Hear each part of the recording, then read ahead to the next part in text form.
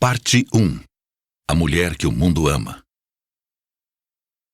O amor começa com um sonho. Cada pessoa carrega em seu coração um conceito do que ama.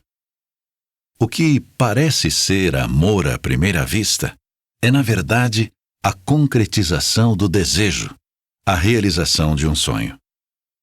Platão, percebendo isso, afirmou que todo conhecimento é uma recordação de uma existência anterior. Tal existência não existe. Mas a afirmação é verdadeira quando se compreende que já temos um ideal em nós, feito por nossos pensamentos, nossos hábitos, nossas experiências e nossos desejos. Caso contrário, como saberíamos imediatamente ao ver pessoas ou coisas que as amamos? Antes de conhecer pessoas, já temos um padrão e molde do que gostamos e do que não gostamos. Certas pessoas se encaixam neste padrão, outras não. Quando ouvimos uma música pela primeira vez, podemos apreciá-la ou não. Fazemos o julgamento a partir da música que já ouvimos em nossos próprios corações. Mentes inquietas que não conseguem se concentrar em um objeto de pensamento ou em um ideal contínuo por muito tempo, amam músicas que distraem, animam e agitam. Mentes calmas gostam de música calma. O coração tem sua própria melodia secreta e um dia, quando esta partitura for tocada, o coração responderá. É isso. Acontece assim com o amor.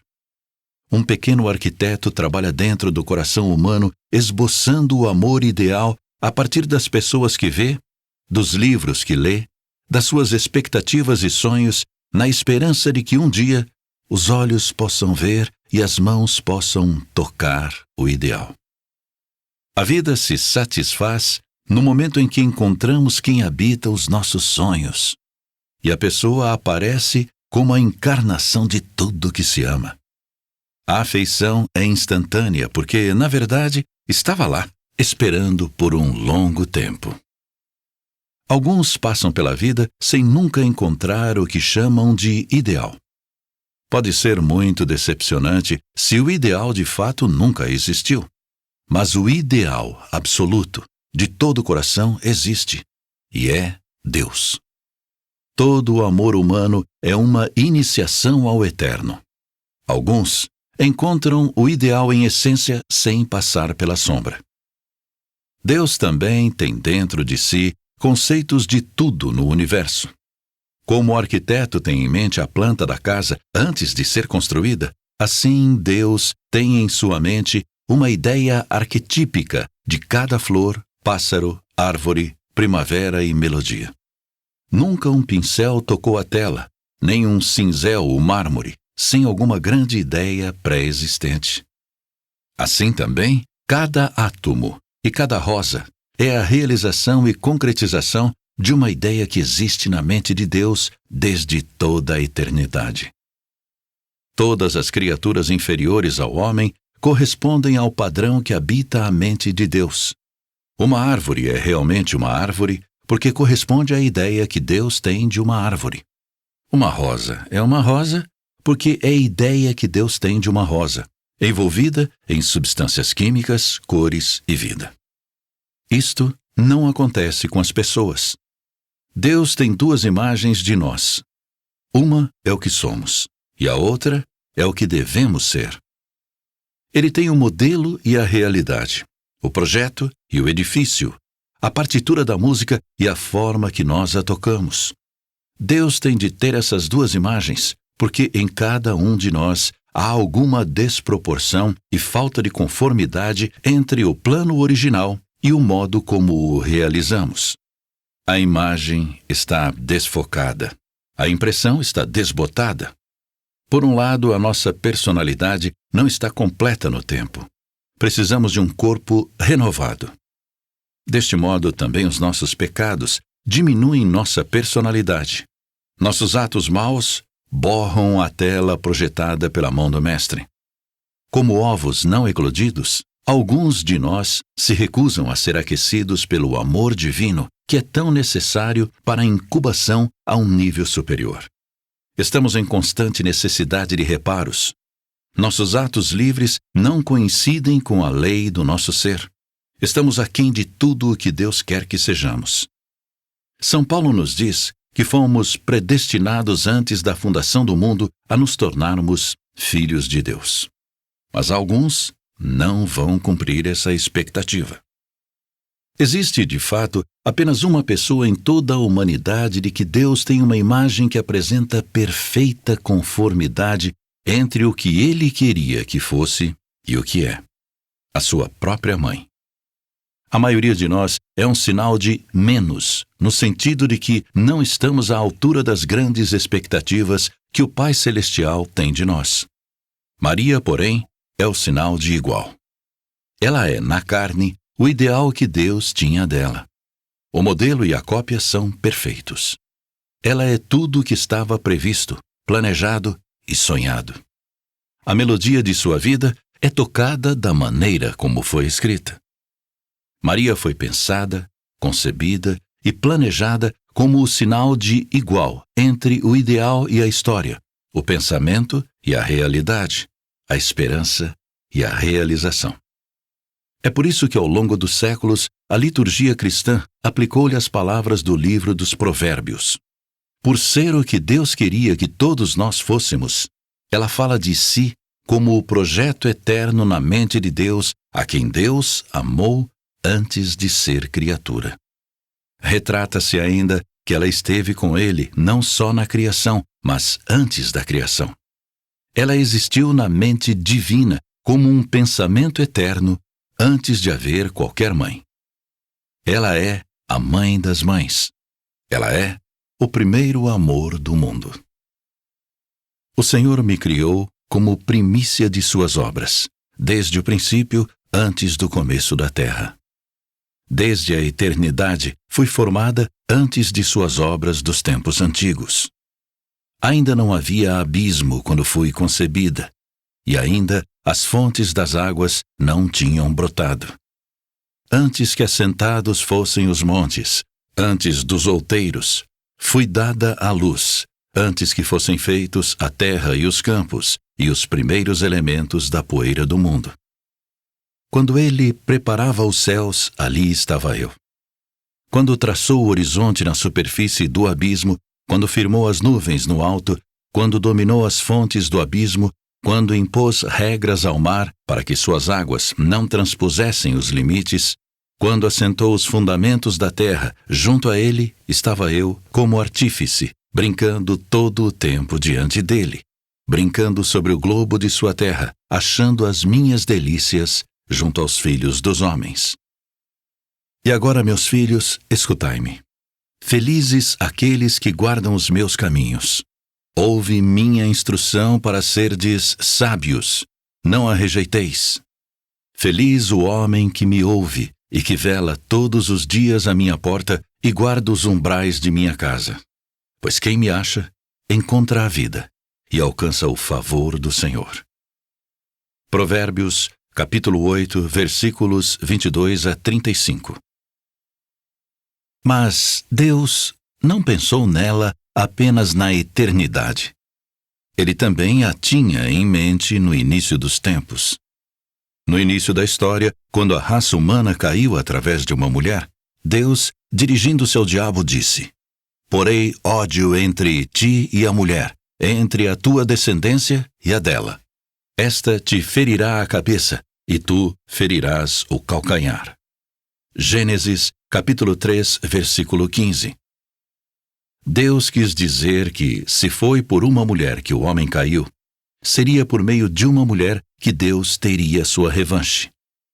Seja quem fosse sua mãe, certamente seria bendita entre as mulheres, e porque o próprio Deus a escolheu, ele iria fazer com que todas as gerações a chamassem bem-aventurada. Quando Deus quis fazer-se homem, ele teve de decidir sobre o momento da sua vinda, o país onde nasceria, a cidade em que seria criado, as pessoas, a raça, os sistemas políticos e econômicos que o cercaria, a língua que falaria e as posturas psicológicas com que ele teria contato como o Senhor da história e do Salvador do mundo. Todos estes detalhes dependeriam inteiramente de um fator: a mulher que seria sua mãe. Escolher uma mãe é escolher uma posição social, uma língua, uma cidade, um ambiente, um momento e um destino. Sua mãe não era como a nossa, a quem aceitamos como algo historicamente estabelecido que não podemos mudar. Ele nasceu de uma mãe a quem ele escolheu antes de ter nascido. É o único caso na história em que o filho quis a mãe e a mãe quis o filho.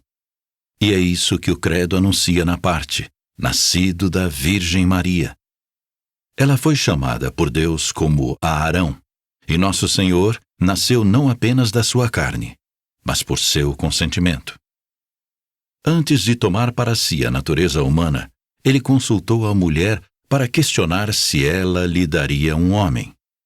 A humanidade de Jesus não foi roubada do ser humano como Prometeu roubou o fogo do céu. Foi dada como um presente. O primeiro homem, Adão, foi feito do barro da terra. A primeira mulher foi feita em um êxtase a partir de um homem. O novo Adão, Cristo, procedeu da nova Eva, Maria, num êxtase de oração e amor a Deus e na plenitude da liberdade. Não devemos nos surpreender por ela ser considerada um pensamento de Deus antes que o mundo fosse feito. Quando Whistler pintou o retrato da própria mãe, não tinha a imagem dela em sua mente antes de reunir as cores em sua paleta? Se você pudesse ter pré-existido à sua mãe, não artisticamente, mas na realidade, não a teria feito como a mulher mais perfeita que já existiu, tão bela que teria sido a doce inveja de todas as mulheres, e tão gentil e tão misericordiosa que todas as outras mães tentariam imitar as suas virtudes. Por que então devemos pensar que Deus faria de outra forma? Uma vez elogiado sobre a beleza da pintura, Whistler respondeu: "Sabe como é? Sempre tentamos fazer a nossa mãe da melhor maneira possível. Creio que quando Deus se fez homem, também fez sua mãe da melhor maneira possível. Uma mãe perfeita. Deus nunca faz nada sem preparação excepcional. As duas grandes obras de Deus são a criação do homem e a recriação ou redenção do homem. A criação foi feita para homens não caídos. Seu corpo místico para os homens caídos. Antes de fazer o homem, Deus fez um jardim de delícias, um jardim tão belo como só Deus sabe fazer. Nesse paraíso da criação, foram celebradas as primeiras núpcias do homem e da mulher. Mas o homem quis não ter bênçãos, exceto de acordo com a sua natureza inferior. Não só perdeu a sua felicidade, ele feriu também seu próprio espírito e vontade. Então Deus planejou a recriação ou redenção do homem. Mas antes de fazer isso, ele iria fazer outro jardim, que não seria de terra, mas de carne. Um jardim sobre cujos portais o nome do pecado nunca seria escrito. Jardim em que não iriam crescer ervas daninhas da rebelião para sufocar o crescimento das flores da graça. Jardim do qual fluiriam 4 rios de redenção para os 4 cantos da terra. Jardim tão puro que o Pai Celestial não mancharia ao enviar o seu próprio Filho a ele. E este paraíso da carne cingida a ser cultivado pelo novo Adão era Nossa Senhora. Como o Éden foi o paraíso da criação, Maria é o paraíso da encarnação. E nela, como um jardim, foram celebradas as primeiras núpcias de Deus e do homem. Quanto mais perto se chega ao fogo, maior o calor. Quanto mais próximo se está de Deus, maior é a pureza. Mas, já que ninguém esteve tão perto de Deus do que a mulher cujos portais humanos ele abriu para caminhar nesta terra, então ninguém pode ter sido mais puro do que ela.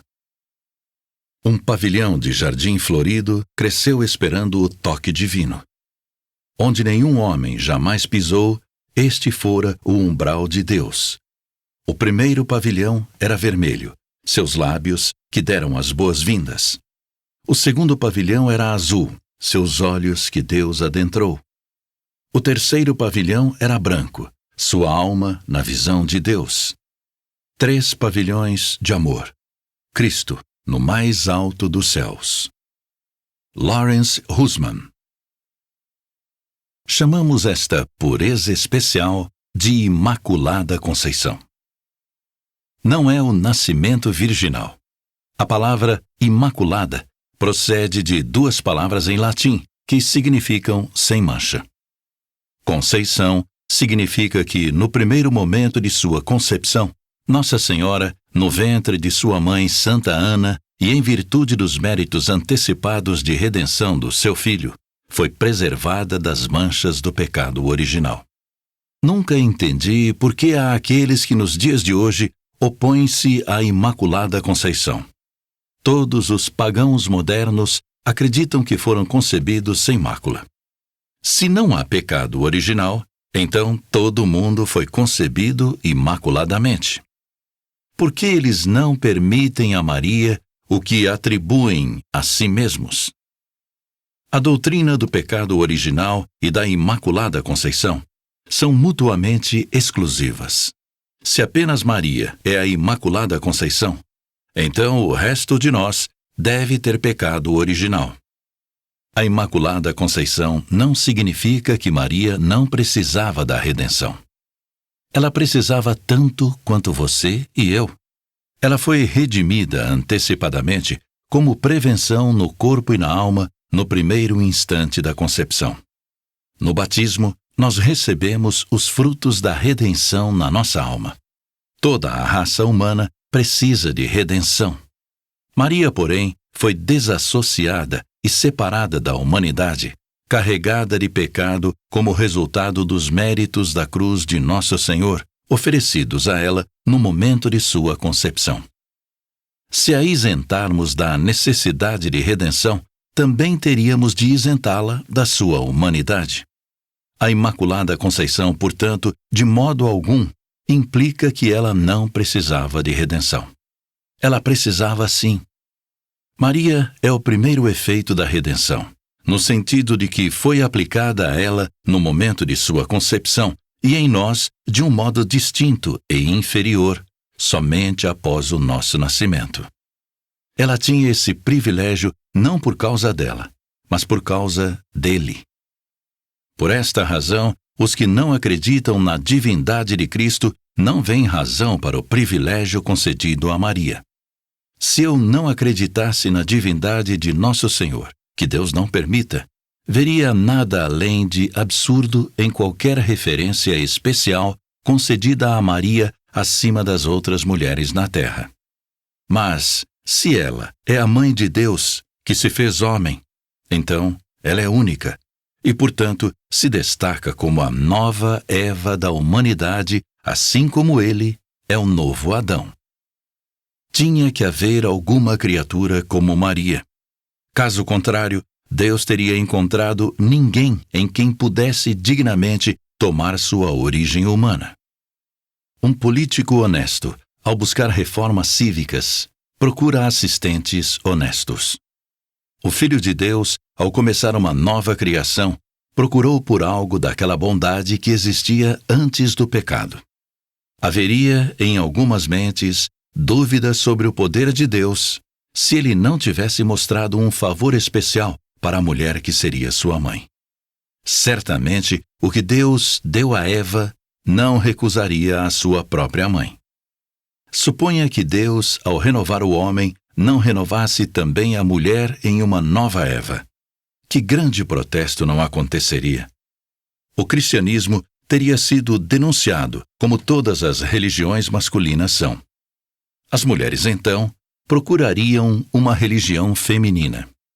Argumentar-se-ia que a mulher foi sempre a escrava do homem, e até mesmo Deus pretendia que fosse assim, visto que se recusou a fazer a nova Eva como fez o novo Adão. Se não houvesse a Imaculada Conceição, então Cristo teria sido considerado menos belo, pois ele teria tirado seu corpo de alguém que não era humanamente perfeito. Deve haver uma separação infinita entre Deus e o pecado. Mas não teria sido assim se não houvesse uma mulher que pudesse esmagar a cabeça da serpente. Se você fosse um artista, permitiria que alguém preparasse a sua tela com borrões?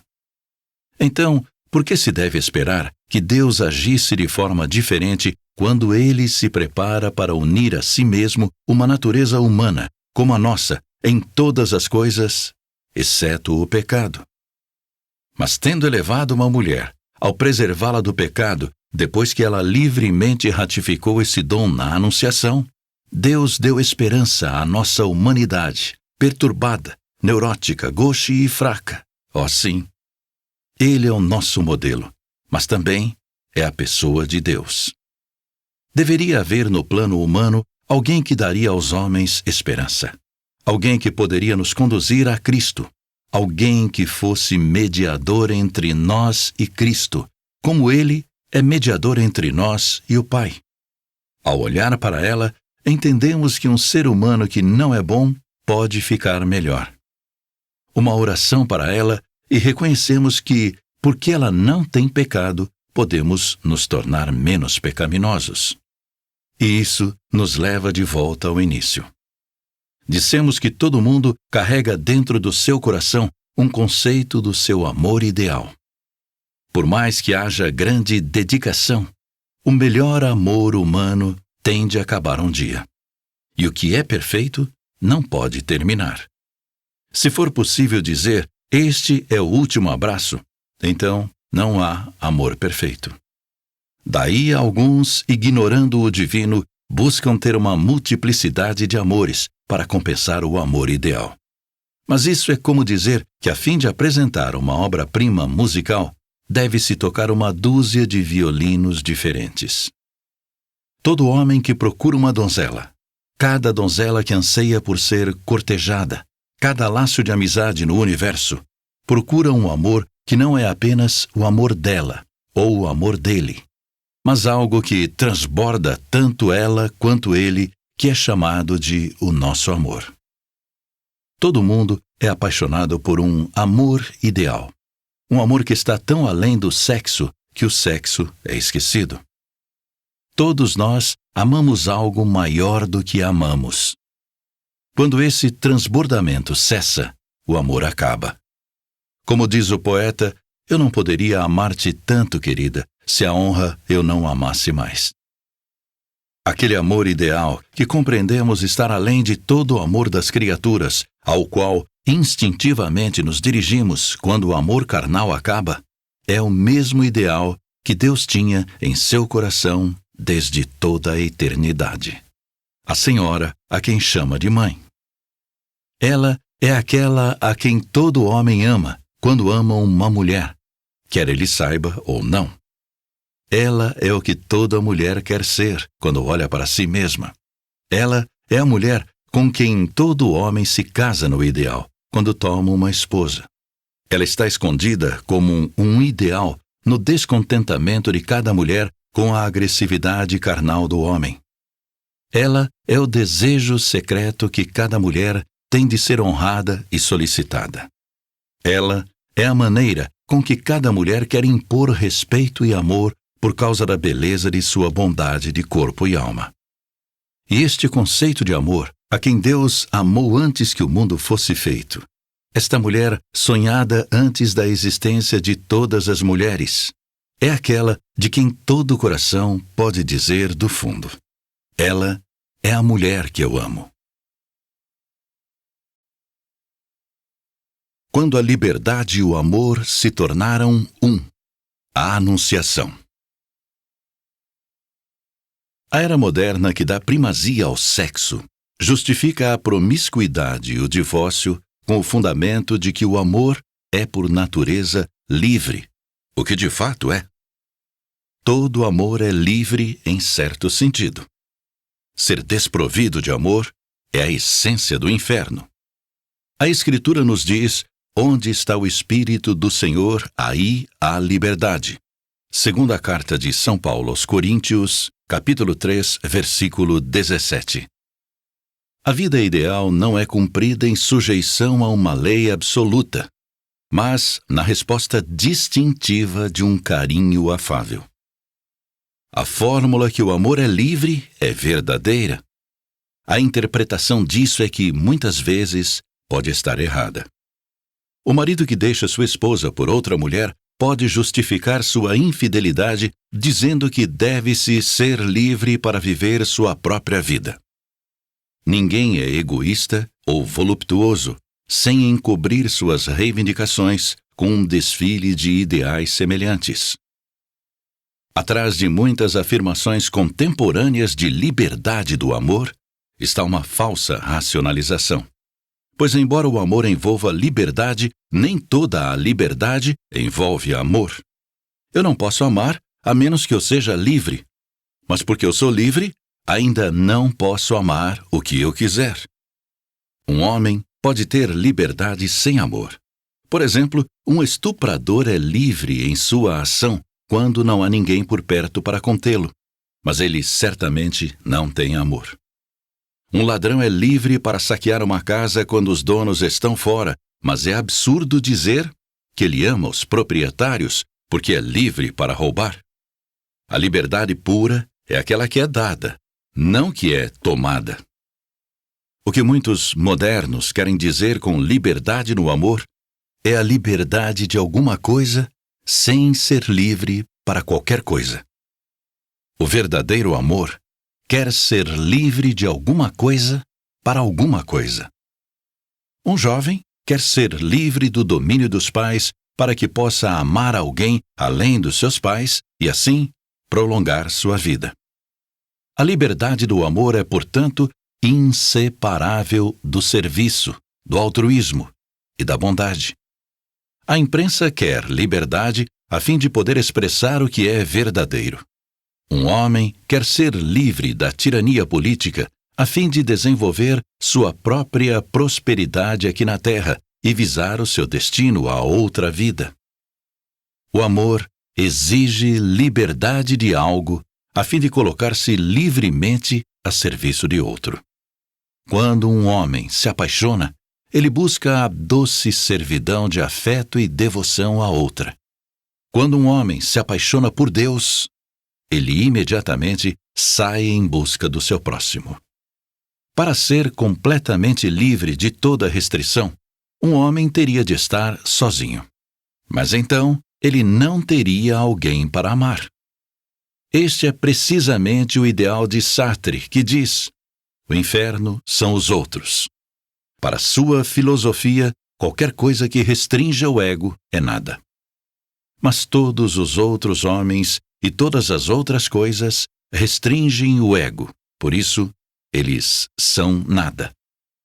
Na verdade, se um homem se propõe a ser livre no sentido de viver a vida apenas em seus próprios termos, ele encontra-se no niilismo do inferno. Sartre se esquece de que se apaixonar significa precipitar-se em algo e esse algo é a responsabilidade. Assim, o mesmo amor que exige a liberdade para exercer-se também procura os freios para limitá-lo. A liberdade do amor, portanto, não é licenciosidade. A liberdade implica não apenas uma simples escolha, mas também a responsabilidade pela escolha. Existem 3 definições de liberdade. 2 são falsas e uma é verdadeira. A primeira definição falsa é: a liberdade é o direito de fazer o que eu quiser.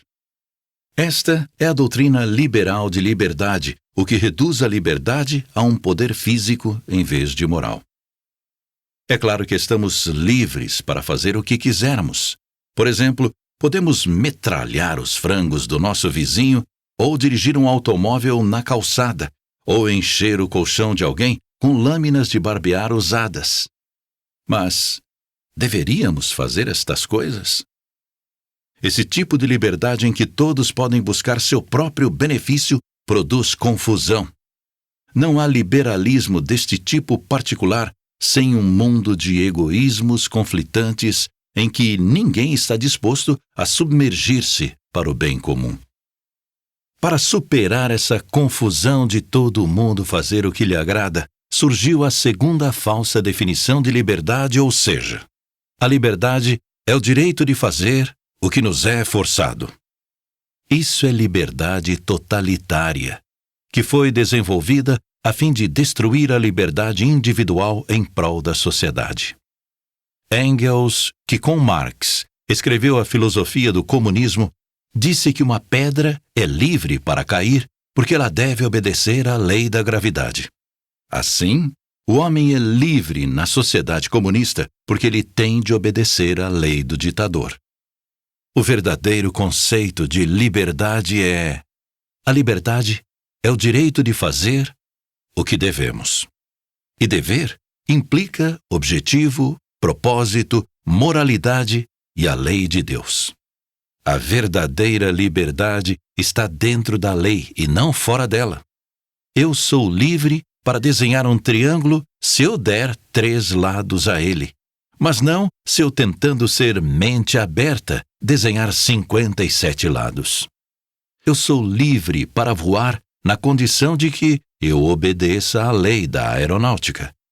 No âmbito espiritual, eu também sou mais livre quando obedeço à lei de Deus.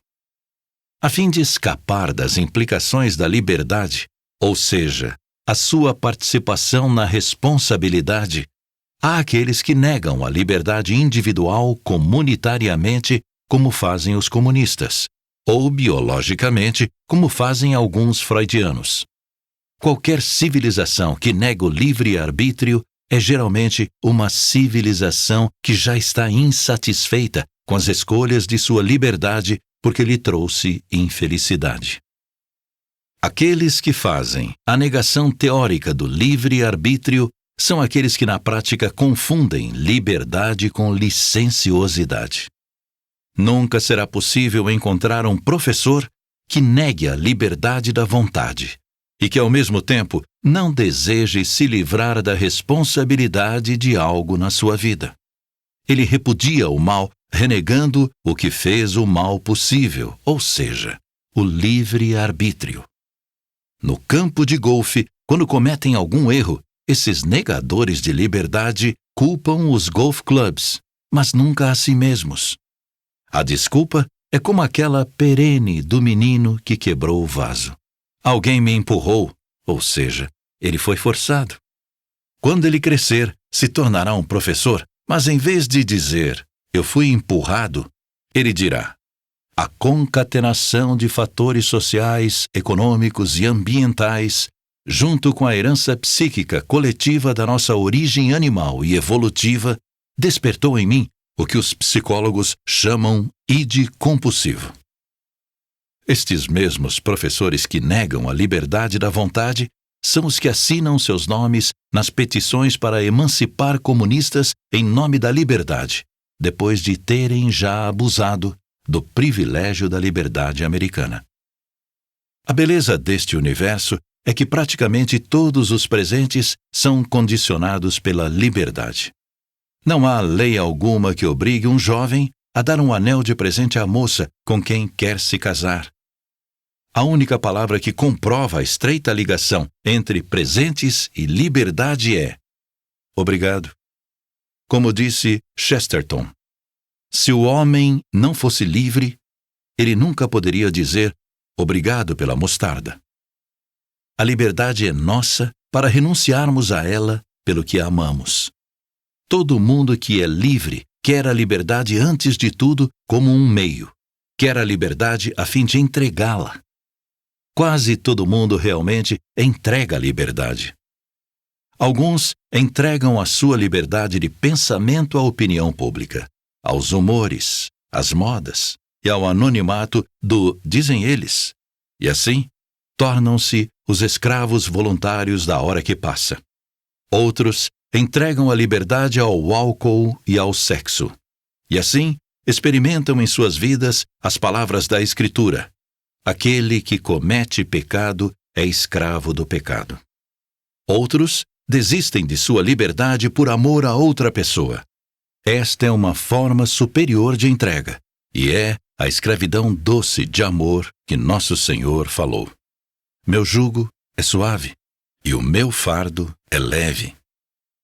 O jovem que corteja uma donzela praticamente diz a ela: eu quero ser seu escravo todos os dias da minha vida, e esta será minha maior liberdade. A jovem mulher cortejada pode dizer ao jovem: você diz que me ama, mas como posso saber? Você já cortejou as outras 458.623 jovens disponíveis nesta cidade. Se o jovem conhecer bem a sua metafísica e filosofia, ele responderia: em certo sentido, sim. Pelo simples fato de que eu te amo, eu as rejeito. O mesmo amor que me faz escolhê-la, também me faz desprezá-las, e isto será para toda a vida. O amor, portanto, não é apenas uma afirmação, é também uma rejeição. O simples fato de que João ama Maria com todo o coração significa que nenhuma parte dele ama Ruth. Cada promessa de amor é uma moderação de um tipo equivocado de amor livre. O amor aqui é a contenção da liberdade, entendida como libertinagem, e é ainda o gozo de perfeita liberdade, pois tudo o que se quer na vida é amar tal pessoa. O verdadeiro amor sempre impõe restrições sobre si para o bem dos outros. Seja o santo que se desapega do mundo a fim de aderir mais facilmente a Cristo, ou o marido que se desapega dos conhecidos para pertencer mais prontamente à esposa de sua escolha. O amor verdadeiro, por sua natureza, é intransigente. É a libertação do egoísmo e egocentrismo. O amor verdadeiro usa a liberdade para se unir imutavelmente ao outro. Santo Agostinho disse: ame a Deus e faça o que quiser. Com isso, ele quis dizer que, se você ama a Deus, você nunca vai fazer nada para ofendê-lo. No amor conjugal, da mesma forma, há perfeita liberdade e ainda uma limitação que preserva o amor e que é a recusa de ferir a pessoa amada. Não há momento mais sagrado na liberdade do que quando a capacidade de amar os outros é suspensa e marcada pelo interesse que se tem no prometido do seu coração. Surge, então, um momento em que se abandona à busca e captura pelo prazer de contemplá-lo, e quando a necessidade de possuir e devorar desaparece na alegria de ver o outro. E uma visão interessante sobre o amor é que, na medida em que nós rejeitamos o amor, perdemos nossos dons. Nenhum refugiado da Rússia envia um presente de volta para um ditador. Os dons de Deus também são dependentes de nosso amor. Adão e Eva poderiam ter passado à posteridade dons extraordinários do corpo e da alma se tivessem apenas amado. Eles não foram obrigados a amar, não foram convidados a dizer "eu amo", porque as palavras poderiam ser vazias. Foram apenas convidados a fazer um ato de escolha entre o que é de Deus e o que não é de Deus, entre as opções simbolizadas nas alternativas do jardim e da árvore. Se eles não possuíssem liberdade, teriam voltado para Deus como o girassol se volta ao sol. Mas, sendo livres, eles poderiam rejeitar o todo pela parte, o jardim pela árvore, a alegria futura pelo prazer imediato. O resultado foi que a humanidade perdeu os dons que Deus teria repassado a ela se tivesse permanecido no amor.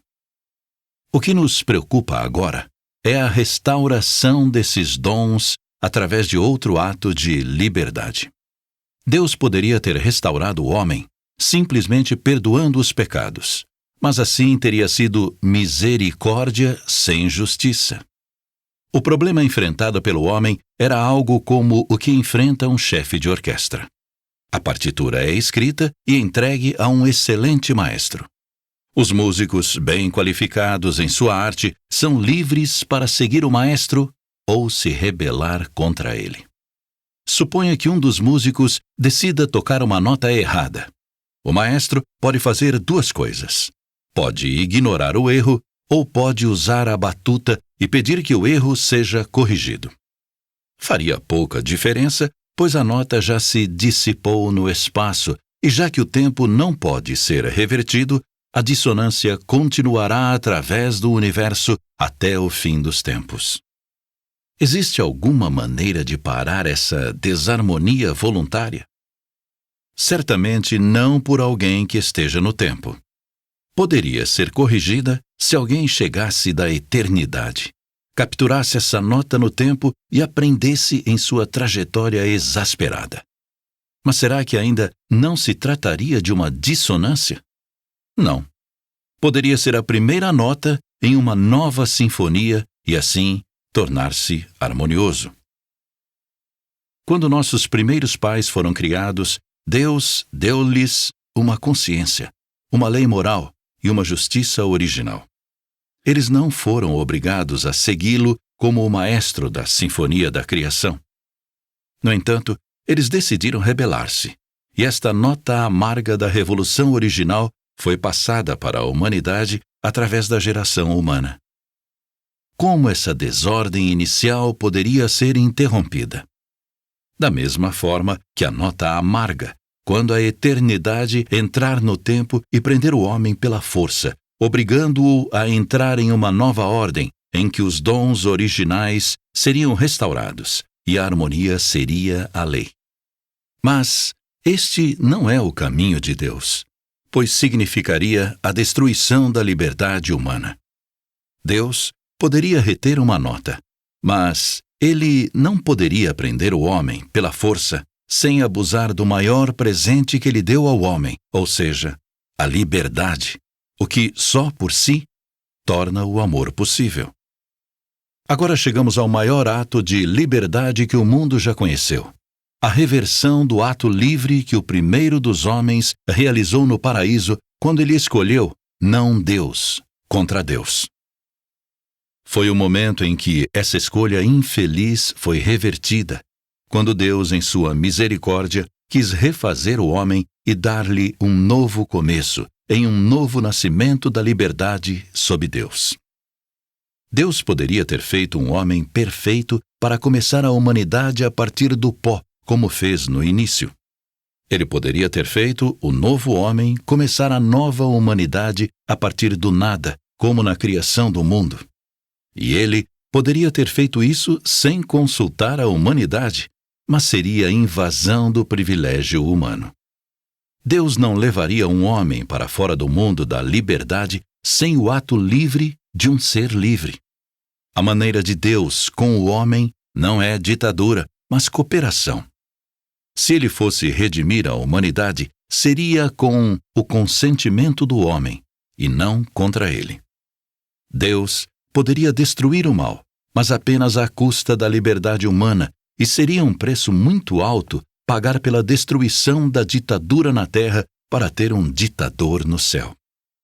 Antes de refazer a humanidade, Deus quis consultar a humanidade de modo que não houvesse destruição da dignidade humana. A pessoa em particular a quem consultou era uma mulher. No princípio, era o homem que foi convidado a ratificar o presente. Desta vez, é uma mulher. O mistério da encarnação é simplesmente o pedido de Deus a uma mulher para dar-lhe livremente a natureza humana. Em tantas palavras, através do anjo, ele quis dizer: você vai fazer de mim um homem? Assim como do primeiro Adão veio a primeira Eva, agora no renascimento da dignidade do homem, o novo Adão virá da nova Eva. E no livre consentimento de Maria, temos a única natureza humana que já nasceu em perfeita liberdade.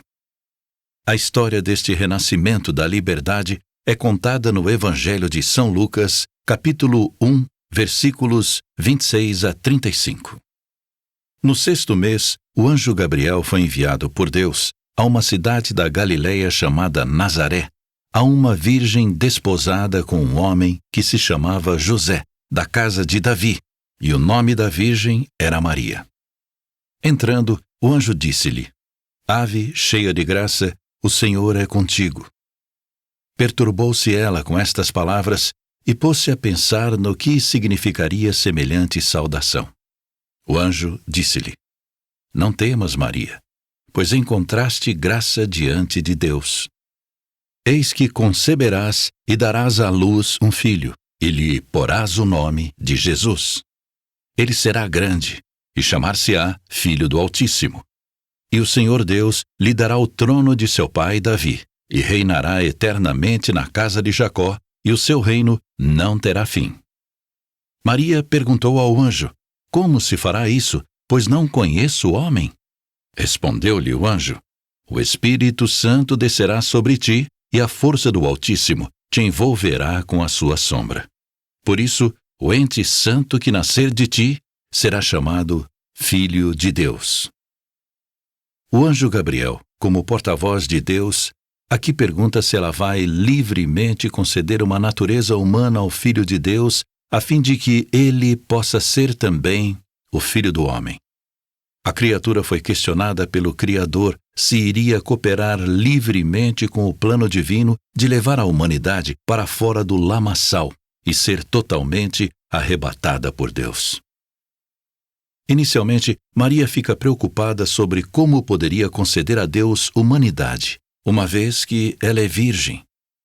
O anjo resolve o problema dizendo-lhe que o próprio Deus, através do seu Espírito, vai operar esse milagre dentro dela. Mas, do nosso ponto de vista, parece haver outra dificuldade.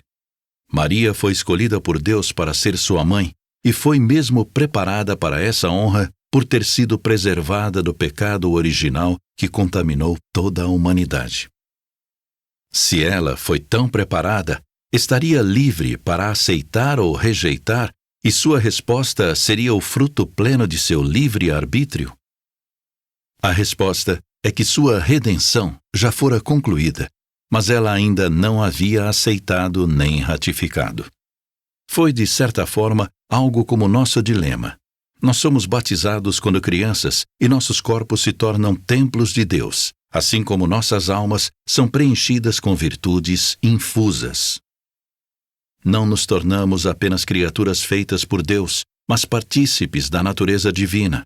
Tudo isso é feito no batismo, antes que nossa liberdade tenha florescido, sendo a Igreja responsável por nosso nascimento espiritual, como foram os nossos pais por nosso nascimento físico. Mais tarde, no entanto, ratificamos o dom original pelos atos livres de nossas vidas morais, pela recepção dos sacramentos, oração e sacrifícios. Assim, também a redenção de Maria foi completada como o nosso batismo, mas ela ainda não havia aceitado, ratificado ou confirmado antes do seu consentimento ao anjo. Ela foi planejada para exercer um papel no drama da redenção por Deus, como um filho preparado para uma carreira musical por seus pais físicos, mas nada havia se realizado até aquele momento. A Santíssima Trindade nunca toma posse de uma criatura sem o seu consentimento. Quando, portanto, Maria soube como tudo iria acontecer, ela proferiu palavras que são o maior penhor de liberdade, bem como a maior carta da liberdade que o mundo já ouviu. Faça-se em mim, segundo a tua palavra. Como no Éden, realizaram-se as primeiras núpcias do homem e da mulher. Assim, nela, realizaram-se as primeiras núpcias de Deus e do homem, da eternidade e do tempo, do onipotente e do cativo. Em resposta à pergunta, você vai fazer de mim um homem? A cerimônia matrimonial do amor é envolvida com novas magnitudes de liberdade. Eu vou. E o Verbo foi concebido nela. Aqui então está a liberdade de religião. Deus respeita a liberdade humana, recusando-se a invadir a humanidade e estabelecer uma cabeça de ponte no tempo sem o consentimento livre de uma das suas criaturas. A liberdade de consciência também está envolvida. Antes que Maria pudesse alegar que os grandes dons de Deus eram seus, ela tinha a ratificar esses dons por um ato de vontade na Anunciação. E existe a liberdade do abandono total a Deus. O nosso livre-arbítrio é a única coisa que é realmente nossa. A nossa saúde, a nossa riqueza, o nosso poder Tudo isso Deus pode tirar de nós. Mas a nossa liberdade, Ele deixa para nós, até mesmo no inferno. Como a liberdade nos pertence, é o único dom perfeito que podemos oferecer para Deus. E assim, uma criatura entregou totalmente e de forma livre a sua vontade, de modo que não era uma questão da vontade de Maria fazer a vontade de seu filho, mas da vontade de Maria estar mergulhada na do seu filho. Mais tarde na sua vida, ele diria: se o Filho do Homem vos libertar, sereis livres de fato. Se isto é assim, então ninguém jamais esteve mais livre do que esta bélida liberdade, a senhora que cantou o Magnificat. Mas a outra liberdade revelada por Maria. No casamento humano, há algo pessoal e também algo impessoal. O que é pessoal e livre é o amor, porque o amor é sempre para uma única pessoa. Assim, o ciúme é o guardião da monogamia. O que é impessoal e automático é o sexo, visto que o seu funcionamento está em certa medida fora do controle humano. O amor pertence ao homem, o sexo pertence a Deus, pois os resultados do ato estão além da nossa determinação. Sempre que uma mãe dá à luz um bebê, ela livremente consente o ato de amor que fez dela e do seu marido uma só carne. Mas existe também o desconhecido, o elemento livre no amor deles, ou seja, decidir se uma criança vai nascer da união, se será um menino ou uma menina, e o momento exato do nascimento. Até mesmo o momento da concepção está perdido em alguma noite obscura de amor. Somos, portanto, aceitos por nossos pais em vez de desejados por eles, exceto indiretamente. Mas com Maria havia liberdade perfeita. Seu divino filho não foi aceito de modo súbito ou imprevisível. Ele foi desejado. Não havia nenhum elemento do acaso. Nada era impessoal, pois ele foi completamente desejado no espírito e no corpo. Como isso pode ser verdade? Ele foi querido no espírito porque, quando o anjo explicou o milagre, Maria disse: faça-se em mim segundo a tua palavra. Em seguida, ele foi querido no corpo naquele momento, não em uma noite obscura no passado. A concepção ocorreu quando, no esplendor total do brilho da manhã, o Espírito Divino do amor começou a tecer as vestes da carne para o Verbo eterno. O tempo foi deliberadamente escolhido. O consentimento foi voluntário. A cooperação física era livre. Foi o único nascimento em todo o mundo que foi verdadeiramente desejado e, portanto, verdadeiramente livre. Todo nascimento tem algo em comum com a natureza do reino vegetal, em que a flor tem suas raízes na terra, apesar de suas flores se abrirem para os céus. Na geração, o corpo procede de pais que são da terra. A alma procede de Deus que está nos céus. Em Maria, praticamente não havia nada terreno, exceto ela mesma. Tudo era o céu. Outro amor que concebeu no seu interior foi o Espírito Santo. A pessoa nascida dela era o Verbo eterno, a união da divindade e da humanidade. Foi através da alquimia misteriosa da Trindade. Apenas ela pertencia à terra e, ainda assim, parecia ser mais do céu. Outras mães sabem que uma nova vida está nelas através das pulsações dentro do corpo. Maria sabia que a vida divina pulsava dentro dela através de sua alma, em comunhão com um anjo. Outras mães se tornam conscientes da maternidade através das mudanças físicas. Maria sabia através da mensagem de um anjo e a graça do Espírito Santo. Nada que procede do corpo é tão livre como o que vem do Espírito. Há mães que anseiam por crianças, mas elas têm de esperar por processos sujeitos à natureza. Só em Maria, a criança não teve que aguardar a natureza, mas que ela aceitasse a vontade divina. Tudo o que Maria tinha a dizer era fiat, faça-se. e ela concebeu. É assim que teria sido todo o nascimento sem pecado, uma questão da vontade humana se unindo com a vontade divina, e através da união dos corpos, a participação na criação de uma nova vida por meio dos processos usuais de geração humana. O nascimento virginal é, portanto, sinônimo de nascimento em liberdade. Maria, nós, pobres criaturas da terra, estamos tropeçando em nossa liberdade, nos atrapalhando com nossas escolhas. Milhões de nós estão buscando desistir de sua liberdade. Alguns por repudiá-la, devido ao fardo de sua culpa.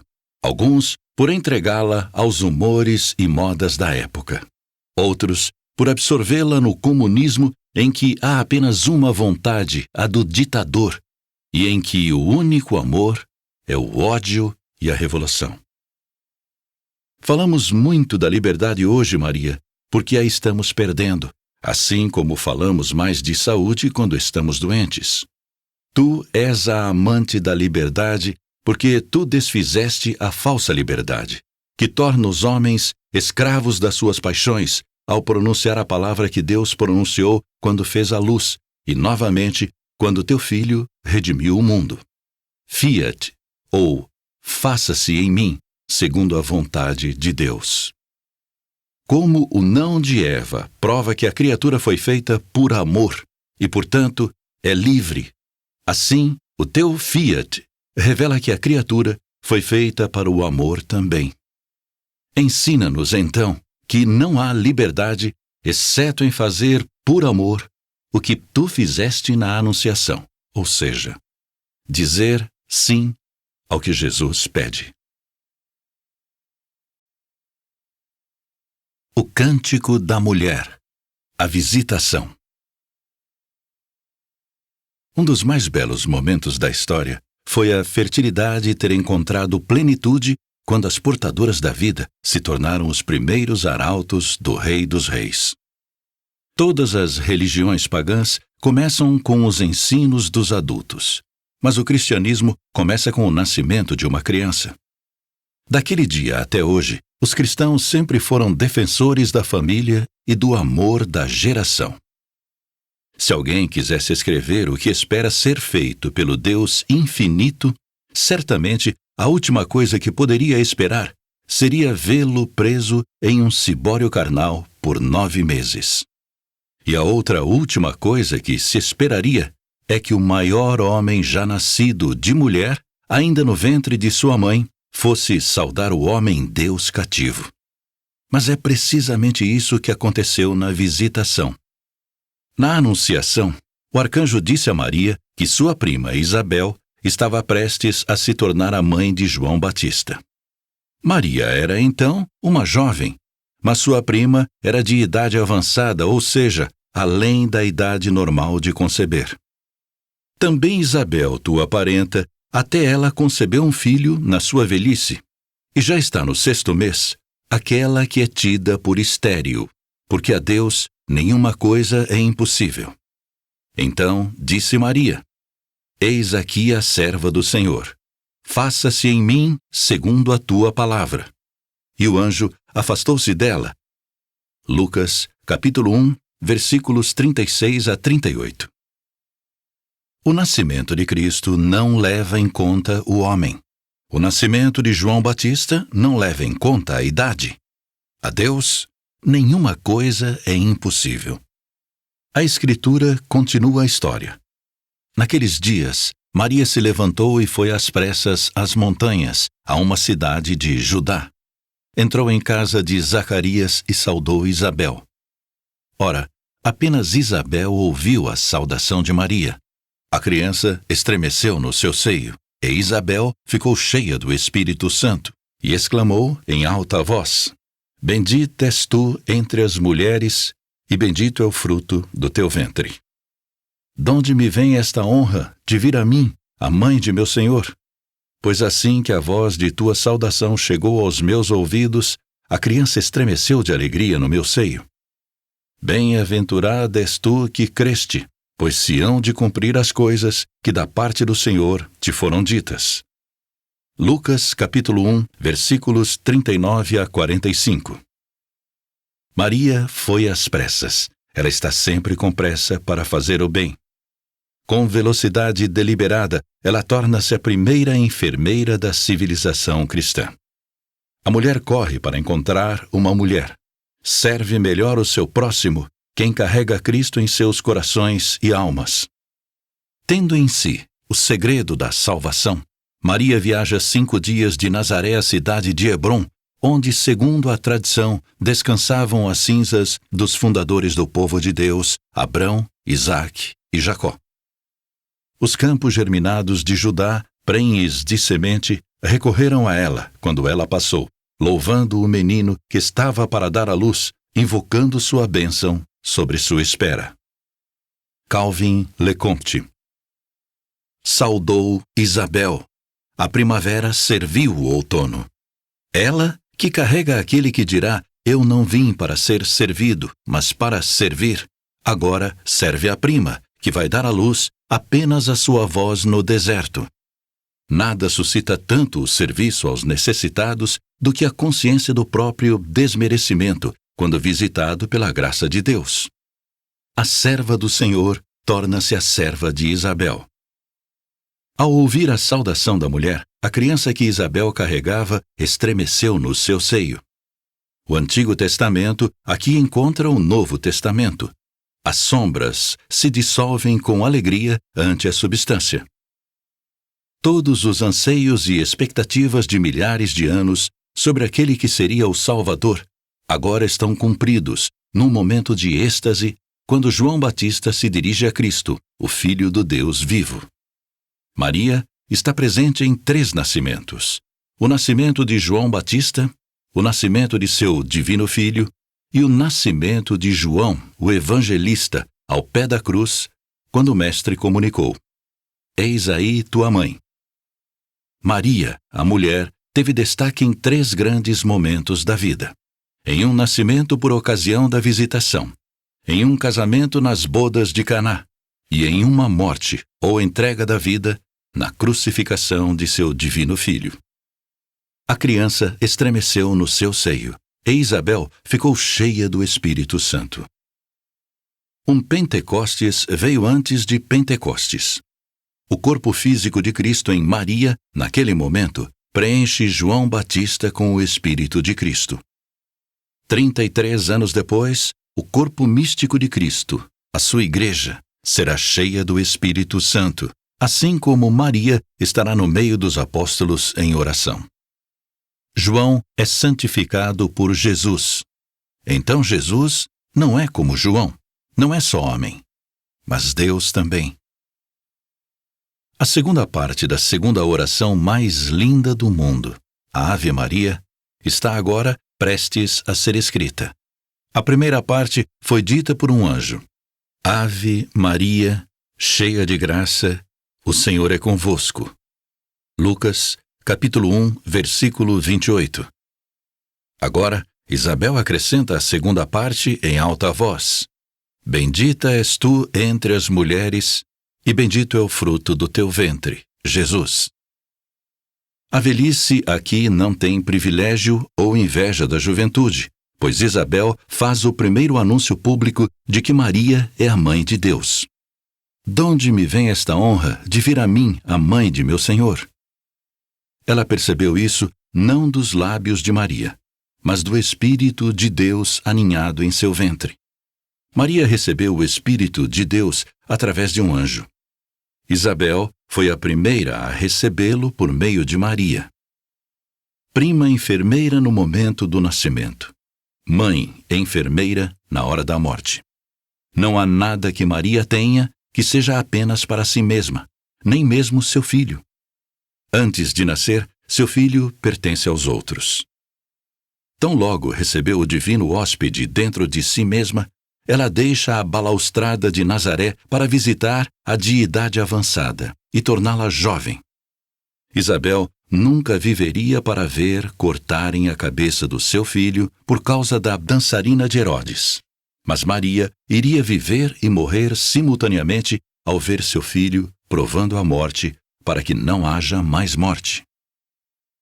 Thomas Merton comparou João Batista no ventre de sua mãe aos contemplativos como os trapistas, pois João Batista foi o primeiro anacoreta que, por Deus, viveu retirado. Por que foges das praias submersas da Galileia, das areias e da água de alfazema? Por que deixas o mundo cotidiano virgem de Nazaré, os barcos de pesca, as fazendas, o cheiro das vinhas, as pequenas adegas, as prensas de azeite, as mulheres junto ao poço? Por que foges destes mercados, dos jardins suburbanos, das trombetas brancas dos lírios ciosos, e abandonas tudo? Esperamos que você tenha gostado desta prévia. Para continuar ouvindo este audiolivro no Google Play Livros, use o link na descrição do vídeo.